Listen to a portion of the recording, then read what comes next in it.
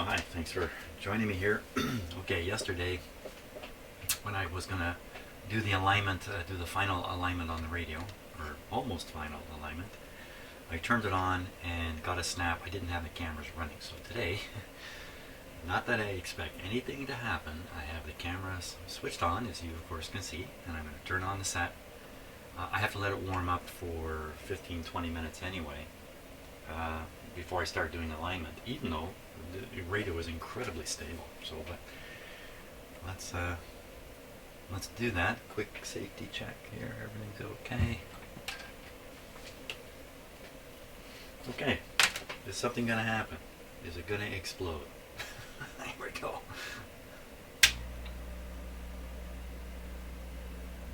Okay, everything looks okay so far. Jeepers. Turn up the volume here. We'll hear it as it warms up. Put this clip lead back on for an antenna.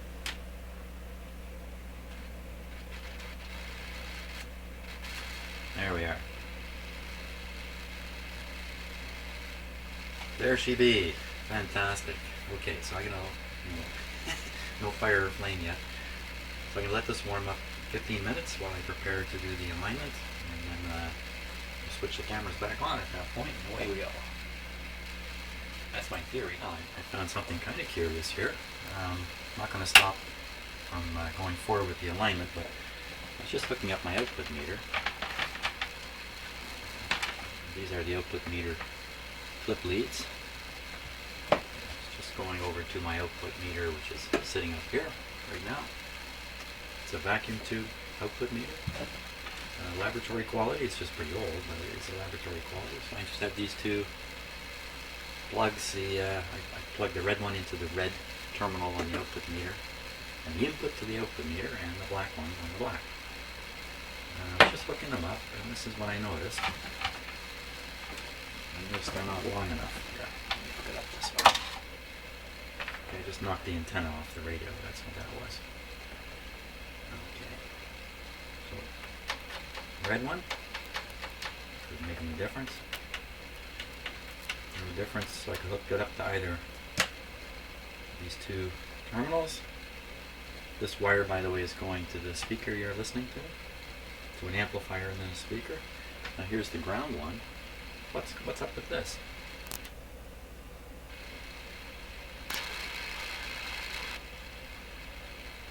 So if I connect to one, it knocks the sound out. If I connect to the other, gives it a little boost. Now the reason I find this really strange is I thought these terminals were the secondary side of an output transformer, and really didn't go anywhere in the radio except right to these terminals. So in that case, these terminals, it doesn't matter. This one's the same as this one. It's just the other side of the same transformer. But I guess there's a little more going on here. So maybe, while I'm still waiting for the radio to warm up and getting ready to do the alignment, I'll take a peek at this. Let's see. Yeah. Oh, okay, that's interesting. There's a one, okay, so there's a resistor there. Oh, it's going to this control. What's this? Adjust AF.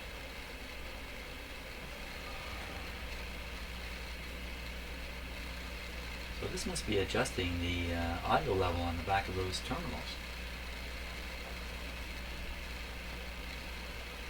Still doesn't exactly explain why. Just looking at all the wiring in here. Well, that's kind of interesting. So what's really happening here? Am I grounding out the signal entirely by hooking this up?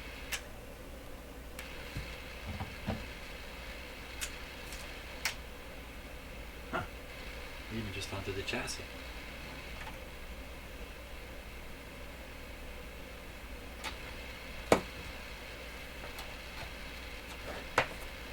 Now, the output meter, the radio, they have three-prong plugs on them. They are plugged into the same array of power bars I have down here on the floor.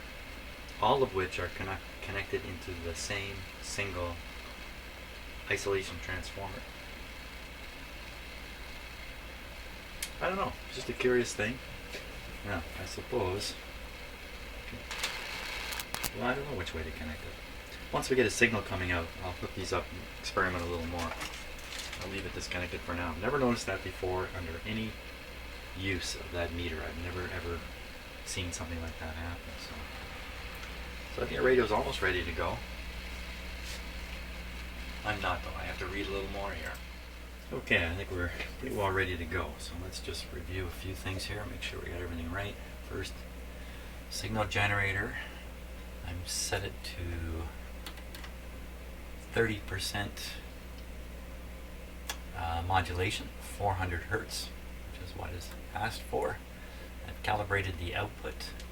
So currently the output is 1000 microvolts. So that's 1 millivolt, 1,000th of a volt. That's where we're starting. Dialed it up to 560. That's the very bottom of the AM radio dial. That's where we're going to tune this radio to there.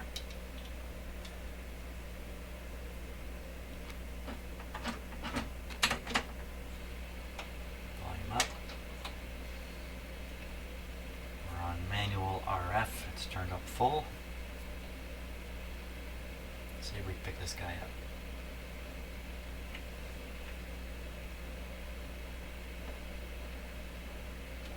Right down in here.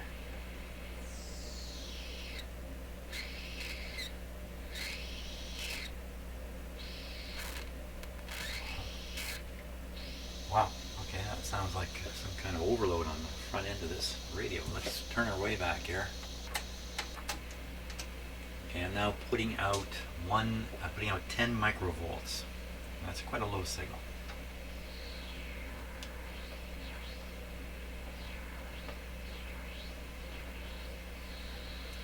Volume's full. I could turn my speaker a little bit here. Why are we not hearing the tone? Oh, I have the tone turned off. Okay, tone is on.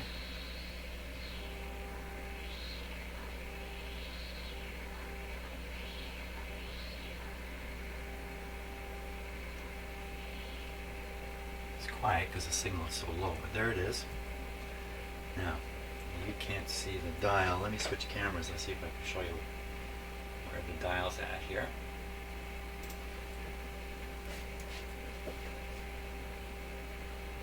It's a little tricky because well, if I get up real close, perfect. Let me just adjust the focus here. Bear with me a second here. Come on, mouse. I have a wireless mouse that is so weak. Any more than about 4 feet from the computer and it starts blocking. Okay, so where are we dialed on the very bottom? Make sure I get the parallax out of it. Alright, there we go. So it's supposed to be 0.56, and you can see it's 0.563. It's barely out. Not bad though, eh? Let's go check the other end of the dial here. You know what? Give me a second. I'm going to set up some better cameras. I'm going to try anyway. Okay, wow, all kinds of interference here in my day. So lots of time's gone by. But I think I've come up with a way to show the my tuning actions over here, so you can kind of keep an eyeball on what I'm up to. And also show you where the radio's tuned. And get a load of this. Wow. Show you the reading on the output meter.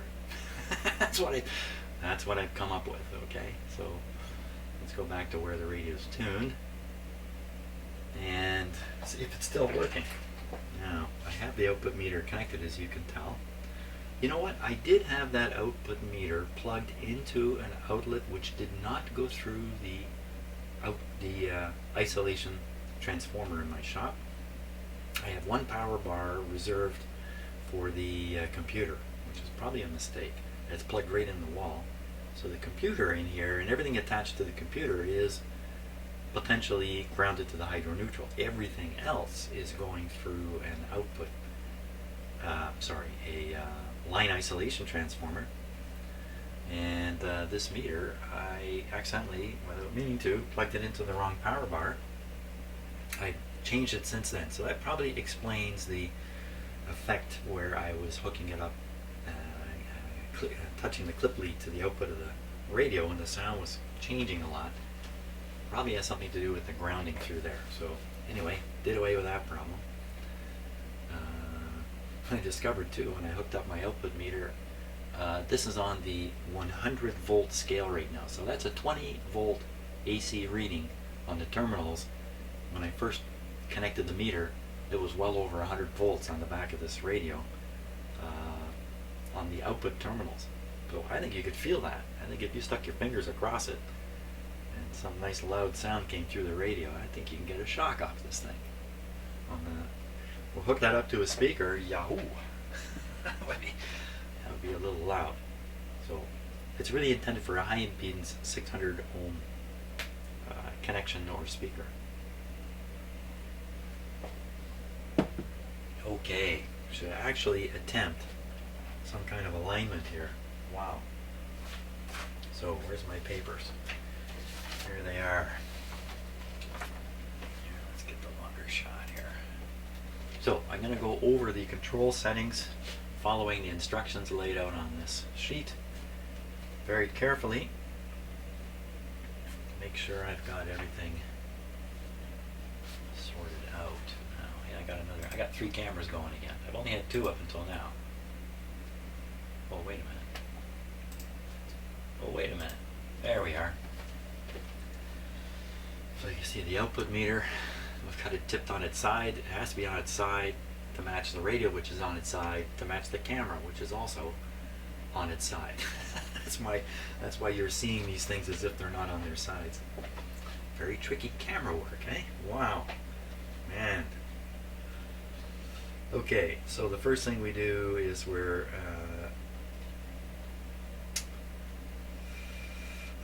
let's see, output meter antenna 30%, 40 cycles per second, 0.56 megacycles, a level of 667 milliwatts output, and I've got it running at just about 20 volts, which is I think around 667 milliwatts. Not really sure about that, but 20 should be okay. Now the settings. The crystal setting is set to VFO. That's correct. That's this control here. Send receive is on receive. Yes, it is. Modulation switch, modulation CW switch is on modulation. AVC is on. Oh, it's supposed to be on AVC. Well, that's a little different from the other instructions. It is switched to AVC right now.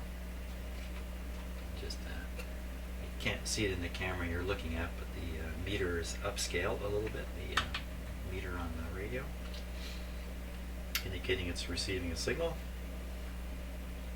That meter only works when the AVC is switched on, because the meter reads the AVC voltage. That's really what it's showing. Selectivity 3 kilocycles. That's where it's set. Limiter is off. Limiter off. RF gain at maximum. Even though the AVC is running, the gain control has a slightly different function, I believe, when you have it the radio switched to AVC. No longer on manual RF gain, yet the RF gain control does have some kind of bearing on the operation of the radio. I think maybe it's the AVC rate, I think, is what's being changed. I'm not sure about that. Band switch, okay, we're on the right band. Tuning, we're tuned to 560 just about. Audio gain at maximum, that is, alignment is made reduced to maintain 667 milliwatts or 20 volts. Oh, across a 600 ohm load. Oh, this prevents receiver overload. I don't have a 600 ohm load on there. Better do that. And then we're all ready. Once I have all these controls set, I'll stick that load on the output of the radio. Then we just adjust these things back here. Okay, one more thing to do. Gotta stick a resistor in there. Okay, so I got my 500. This is a 560 ohm resistor, and I'm going to stick it across the output terminals back here, and then we'll be exactly doing what the manual says. Okay, I got that resistor in place now. So I'm going to radio back around, and we'll take a look at the output meter here as soon as I switch cameras all around there. There's the radio, and here's the output meter. Oh my gosh, where'd the output go? Now maybe I turned it down while I was doing this.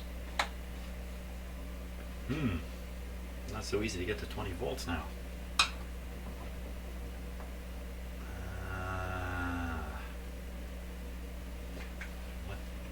What? Let's see. I'll change the scale on the meter here. So there's what it actually is. Yeah, that's the volume control doing that. So it's easy to get to 10. How come I can't get to 20? I can get to 20. Okay, so there's 20. Didn't affect the output of the radio very much, putting that resistor in there. Kind of surprising, in a way. But, okay. Once again, I think we're ready to start. Let's see. Let's check and make sure we're at 560. Okay, we're still at 560.560 megahertz, or 560 kilohertz, bottom of the AM band. Right on the 2.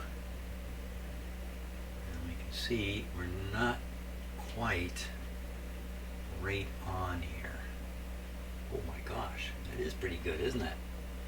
560. Oh, wait a minute, are we tuned in fully? Okay, maybe we're not tuned in fully. So I'll tune the radio. No, it's dead on. It's dead on.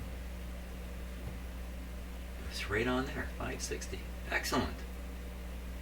Good work, Jim. Okay, so we won't touch the oscillator adjustments.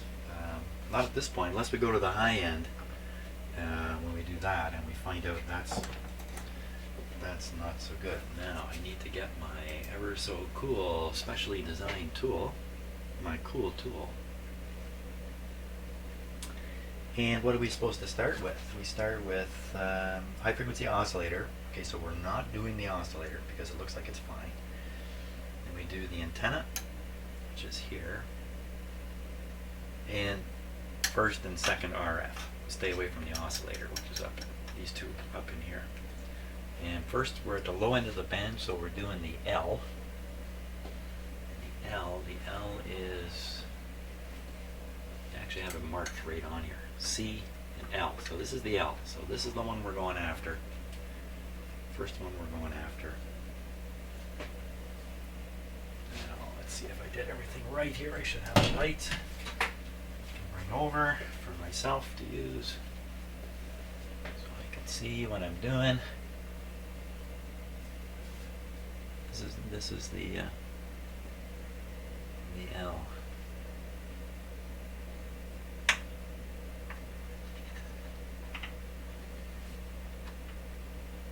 Yeah, I think I'm right in it. I think I'm right in it right away. That was that easy. One hand tied up. Okay. So our objective here is to raise this. Uh-oh. Where'd that go? What happened? How come that's not reading 2?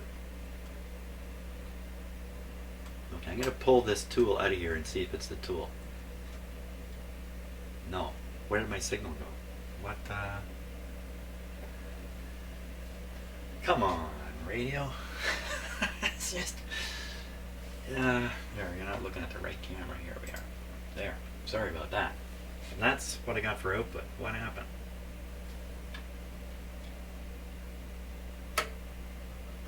The output fell. 4 volts. What caused that?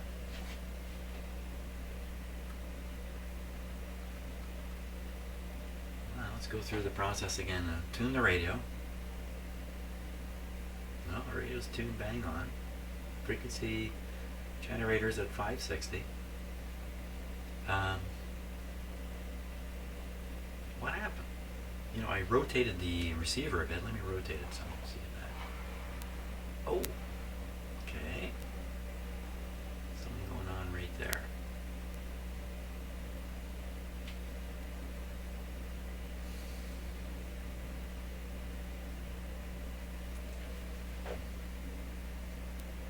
Let's see. Oh, I think I see what it is. Okay, it's a clip lead short out here.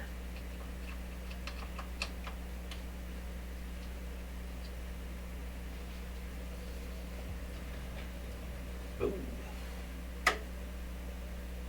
There we are, back to the 2. Okay. Now, we're right on 560, but it really only matters if I'm tuning the oscillator, as long as I've got the signal tuned in properly. Okay, let's go. Get the screwdriver set up again. Down like this, in like that. Now the thing is, you can miss the target screw head, slide the screwdriver past it, get it down into a spot where it kind of feels like it's going into a screw, and you can get it kind of wedged in there. Now you think you're ready to turn the screw, but what you're really ready to do is maybe damage the radio a bit. Very hot tube right there by my hand. Wow, that's hot. Okay, gotta do the light thing again. Okay.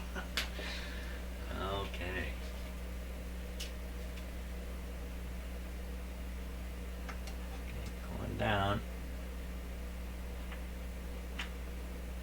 Okay, I think I'm right in it. I think I'm right in the control. Okay. Let's switch here now. I got one hand I can't use. I'm one-handed in here now. Okay, so we're supposed to max this out. Here we go. Ah, the screwdriver slipped right off. Okay, hold on. I just get it right back in there.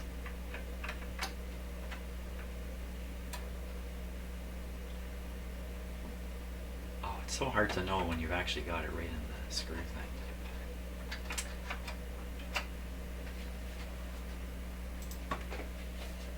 Hope you're not in a rush. There's no rushing at this. Okay, once again. Sight it down there. Slide it right in. Right in. Try again. Get the screwdriver rotated the right amount. No, missed. Oh, I got it there. Got it there. It's got that feel to it. A little bit of play in the head of the screw adjustment. Okay. Now, here we go. I feel a little like Rick Wakeman in here. Oh, and a stupid screwdriver just slid out again. Okay, let's see if I can just put it right back in. Come on. Yeah, a number of you have written to me about better tools to do this with. Yes. I agree with everything. I agree with everything.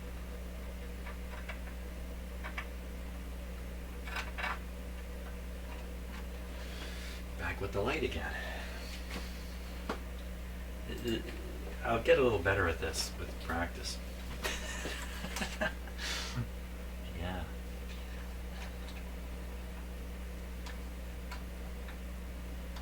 Okay, I think I'm in there. No. What is happening?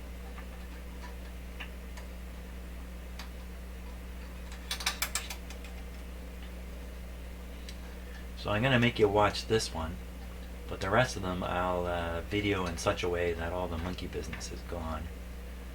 And we'll just see the actual adjustment taking place. But I'm going to make you watch how much nonsense there is here. Yeah, if I had a tool with a sleeve on the end, this is just not going in there. Oh, how I miss my favorite screwdriver. I was in the hardware store yesterday, and I looked over their screwdrivers, and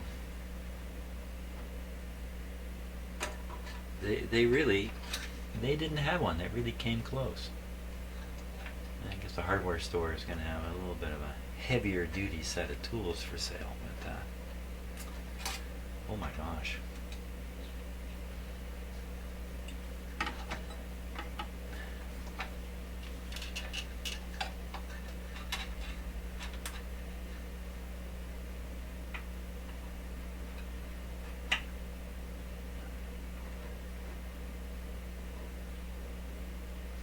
I think I got it.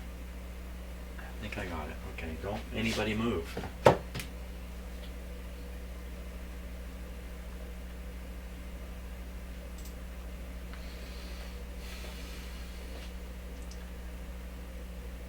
Ah! Right away the screw just slipped right out. Man. Okay, I'm going to have to practice this on my own for a bit, obviously. Okay, I got it. I got the screw in there. Let's see what happens here. Let's see. In the meantime, I bunged up everything else here in my shop. Here we go. Okay, I'm turning it. Oh my gosh, it does not want to turn. What's going on there? Ah, and the screwdriver fell out. Okay, you know what? That's enough for today. I got to do something better. You know, if I had my shrink sleeve handy, I would have shrink sleeved a sleeve over the end of that by now, but I don't have my shrink sleeve. It's buried in a box somewhere in my garage. Oh no. Okay, that's enough for today though. Phooey, didn't really get anywhere. Closer.